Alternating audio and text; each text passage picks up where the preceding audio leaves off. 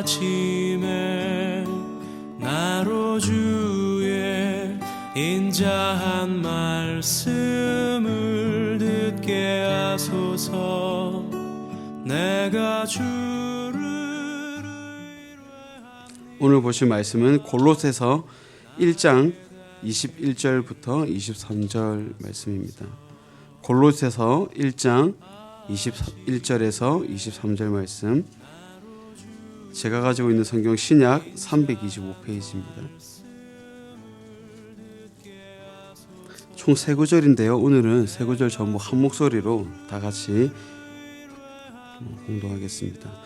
전에 악한 행실로 멀리 떠나 마음으로 원수가 되었던 너희를 이제는 그의 육체의 죽음으로 말미암아 화목하게 하사 너희를 거룩하고 흠없고 책망할 것이 없는 자로 그 앞에 세우고자 하셨으니, 만일 너희가 믿음에 거하고 터 위에 굳게 서서 너희 들은 바 복음의 소망에서 흔들리지 아니하면 그리하리라. 이 복음은 천하 만민에게 전파된 바요, 나 바울은 이 복음의 일꾼이 되었노라. 아멘. 하나님의 소망, 소망의 예수라는 제목으로 말씀을 나누고자 합니다. 제 학창 시절에 집에서 말썽을 좀 피우고 그러면 어머니께서 한껏 약이 오른 표정을 하시고서는 자주 하시던 말씀이었습니다. 그런 말씀이 있는데, 자, 그 시절 그 느낌 그대로 좀 전달을 좀 생생하게 한번 해드리겠습니다. 이 새벽에 뭐라고 하는지 잘 들어보십시오. 양아, 비 오는 날에 먼지 털리기 한번 맞아볼래? 여러분 들으셨습니까? 네, 말을 굉장히 빠르게 하세요. 약이 오르시면 저희 어머니께서 비 오는 날에 먼지 털리기 한번 맞아볼래? 이 문장이 질문 같지만 사실 이 어머니들의 결단에 가깝죠. 비 오는 날에는 먼지가 잘 나지가 않습니다. 그러니까 이 말은 어느 정도 두드려 맞는 그런 정도가 아니죠. 충분히 혼내줄 만큼 잘못을 했다, 그런 뜻을 가지고 있습니다. 비 오는 날에는 먼지가 막 이렇게 손뼉을 치거나 옷을 털어도 먼지가 잘 날리지 않습니다. 그러나 평상시 때는 어떻습니까? 그냥 밖에 나가서 옷을 털거나 우리의 신체 일부러 움직이면 먼지가 잘 날려요. 오늘 기록된 말씀을 보면 마치 이 내용들과 일맥상통하는 부분이 있습니다. 22절 중반부터 보니까요, 화목하게 하사 너희를 거룩하고 흠없고 책망할 것이 없는 자로 그 앞에 세우고자 하셨으니 라고 하세요. 이 내용들을 보면 저희가 잘 알고 있는 그런 지식입니다. 예수 그리스도를 통해서 끊어져 있던 하나님과의 관계가 다시금 화목해 되었다는 사실은 저희는 알아요. 거룩한 옷을 입혀주신 그 사실을 저희는 고백하죠. 그리고 그 화목한 동행을 행하면서 살아갑니다. 그렇다면 여기서 생각할 것이 하나 있습니다. 거룩하고, 이 말씀에 하기오스라고 쓰였습니다. 가장 거룩을 나타내는 헬라어의 대표성을 뜻하는 말씀이거든요. 그러니까 어떤 비유를 나타내는 말들이 아니에요. 그냥 거룩한 사실, 그냥 흠 없는 사실, 책망할 것이 없는 사람, 그 자체로 하나님께서 세우신다고 하셨는데, 우리가 정말 이 말씀처럼 정말 거룩하게 살아갈 수 있습니까? 여러분들은 어떻습니까? 흠 없는 사람처럼 지내고 계십니까? 하나님만이 가지고 계신 속성 중에 전능이라는 속성이 있어요. 이것은 공유해 주시지 않은 속성, 하나님만 가지고 계신 속성인데 전지전능하시다 하죠. 하나님은 얼만큼 전지전능하시냐면 우리 만물의 그 겉과 그 속과 그 깊이와 그 울림과 그 소리를 알아채시는 것뿐만 아니라 하나님 자신의 그 깊은 것까지도 너무나도 잘 알고 계세요. 그 말은 피조물된 우리의 삶 아주 사소한 조각도 하나도 놓치지 않고 빠짐없이 아신다는 거거든요. 이 하나님의 전지전능하심 앞에서 우리가 정말 성경 말씀처럼 책망할 것이 하나도 없는 자로 살아갈 수가 있습니까? 자, 질문을 한번 거꾸로 바꿔서 이야기를 해보죠. 거룩한 자로 살아가는 게 가능합니까? 털어도 먼지 하나 나지 않는 사람, 흠 없는 사람으로 산다는 게 과연 가능할까요? 시편 14편 1절에서 어리석은 자는 이르기를 하나님이 없다 한다고 그랬습니다. 그러나 믿는 자 저희들은 하나님이 분명히 계심을 알고 있어요. 그러니 어리석은 자는 아니겠습니다. 잠언에서는 미련한 자가 악을 행하는 것으로 낙을 삼는다라고 했어요. 그러나 믿는 자 된 저희는 행악으로 낙을 삼지는 않아요. 그러니까 미련한 자도 아니죠. 그러면 어리석지도 미련한 자도 아는 것인데 정작 털어보면 먼지는 난다니까요. 당장 어제 하루 우리가 살아왔던 그 삶을 뒤집어 봐도 흠이 없이 살아가는 게 불가능에 가까워 보입니다.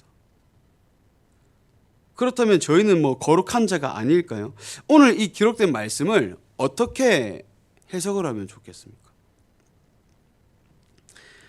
로마서 5장 13절에서 죄를 이렇게 말씀합니다. 율법이 있기 전에도 죄가 있었다. 그리고 세상에 죄가 있었으나 율법이 없었을 때에는 죄를 죄로 여기지 아니하였다. 무엇을 말합니까? 죄가 사망의 왕노릇하던 그 시절을 말씀하죠.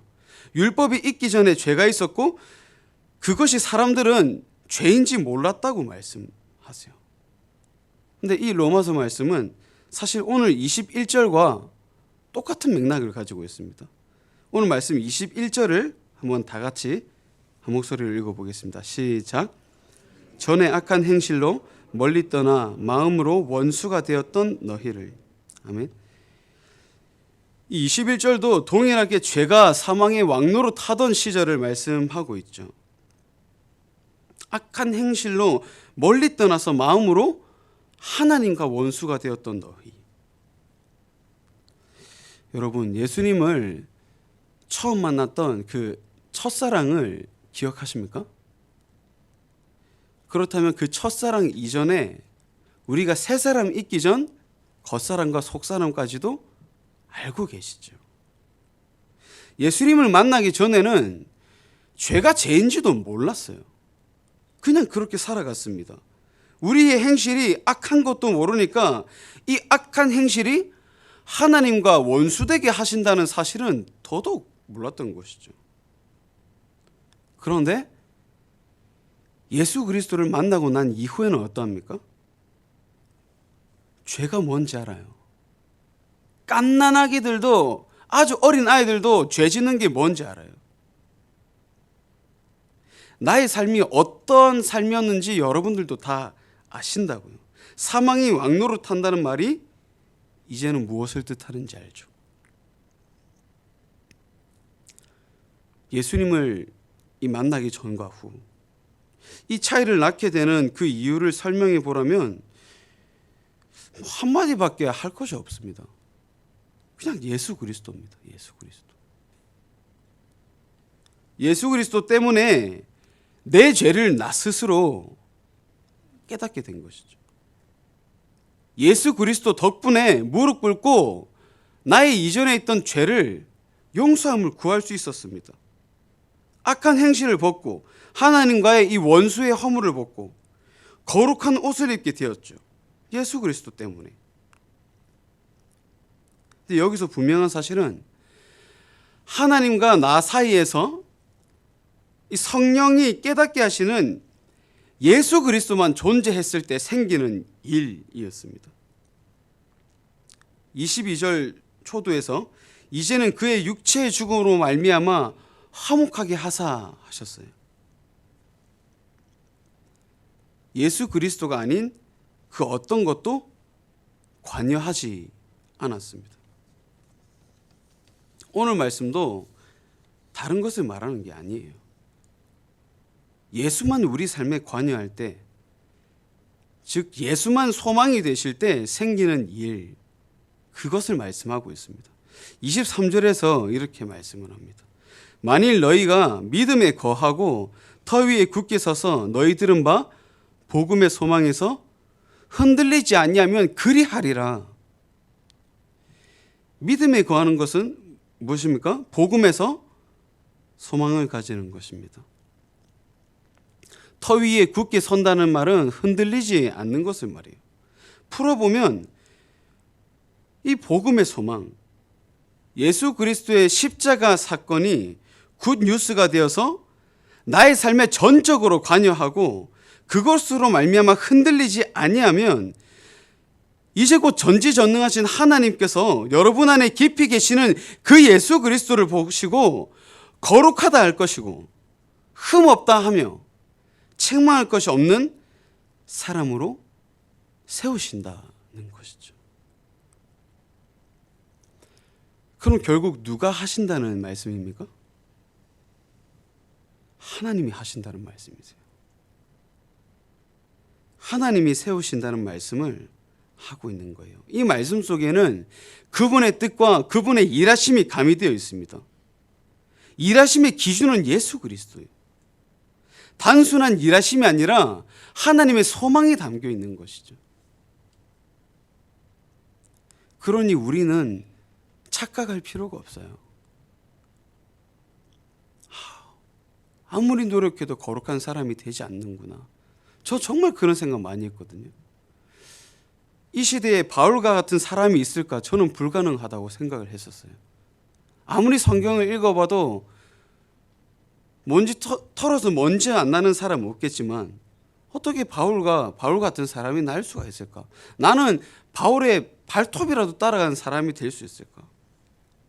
흠없는 사람이 될 수 있을까? 그런데 우리가 할 수 있는 일이 아니었어요. 오직 예수 그리스도의 육체의 죽음으로 하나님께서 화목하게 하시는 것이죠. 그래서 사도 바울은 이렇게 말씀합니다. 1장 19절에서 아버지께서는 모든 충만으로 예수 안에 거하게 하시고 저희가 하나님의 은혜로 우리의 마음에 예수만 소망 삼고 예수로 말미암아 충만하도록 거할 때 하나님께서 가능케 하시는 것입니다.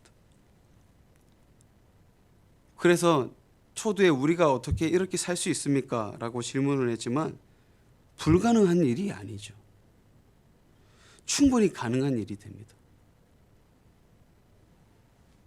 내 안에 내 기준 삼는 것이 아니라 예수 기준 삼기 때문에, 예수가 우리 안에 소망이 되시기 때문에 그렇게 될 때 하나님께서 하시죠. 사랑하는 성도 여러분, 지금은 뭐 그렇지 않지만 저는 참 비 오는 날에 이 먼지가 나도록 혼이 나야 정신 차리려나 싶은 그런 학생이었어요. 공부도 막 어지간해서 안 했거든요. 대충 하고 제가 공부를 왜 해야 되는지 이유를 찾지를 못해서 고2 때까지 공부를 뭐 거의 안 했어요. 고등학교 1학년 때 중간고사 성적이 100점 만점입니다. 평균 49.5였거든요. 공부를 해야 될 이유를 모르니까요.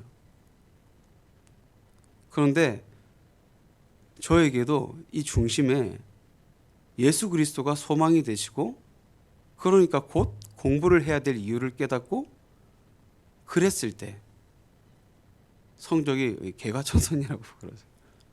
엄청나게 사람이 변해갔었어요. 지금도 거룩하지 못합니다. 사실 책망할 것이 너무 많고 너무 흠이 많습니다. 지금도 그래요.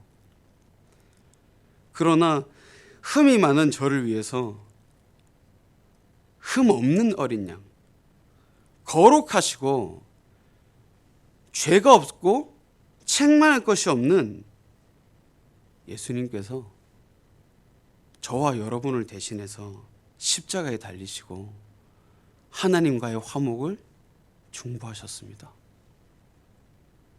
지금도 그러십니다. 오직 예수를 소망 삼으십시오. 여러분의 삶의 중심에 다른 어떤 것, 건강이나 능력이나 뭐 재산이나 관계나 나의 손이나 심지어 가족과 내 자녀가 아니라 나의 중심에 예수가 있기를 원합니다. 예수를 소망 삼으실 때 하나님께서 기뻐 춤추시며 보시고 값을 매기실 것입니다. 예수로 말미암아 화목하게 됨을 기뻐하실 거예요. 너희 들은 바 복음의 소망에서 흔들리지 아니하면 그리하리라 하신 이 주님의 말씀을 붙들어서 예수 소망으로 씻어내고 내 손이 아닌 하나님의 손으로 세워져 가는 삶, 하나님의 소망, 소망의 예수로 살아가시기를 주님의 이름으로 축복합니다. 다 같이 기도하겠습니다. 지난번 골로새서 말씀과 연결되는 본문입니다. 우리의 삶에 누가 주인인가? 과연 예수 소망이 내 삶 속에 진정 담겨 있는가? 계속해서 도전해오는 그런 세상 앞에서 우리 중심이 물질로서 넘어지고 건강과 능력과 사업과 관계와 여러 가지들로 넘어지게 할 때 다른 무엇에 소망을 품지 않고 오직 십자가 소망, 예수 그리스도만 소망 삼게 하시라고 기도하시고 그 예수로 말미암아 하나님의 일하심이 내 눈에 보여지고 내 가정과 우리 자녀들에게 그 일하심이 있게 하시라고 간절히 기도하시고 교회와 나라와 민족과 개인 기도하시다가 가정으로 돌아가겠습니다. 기도하겠습니다. 내 영혼을 주께 드립니다. 내가 내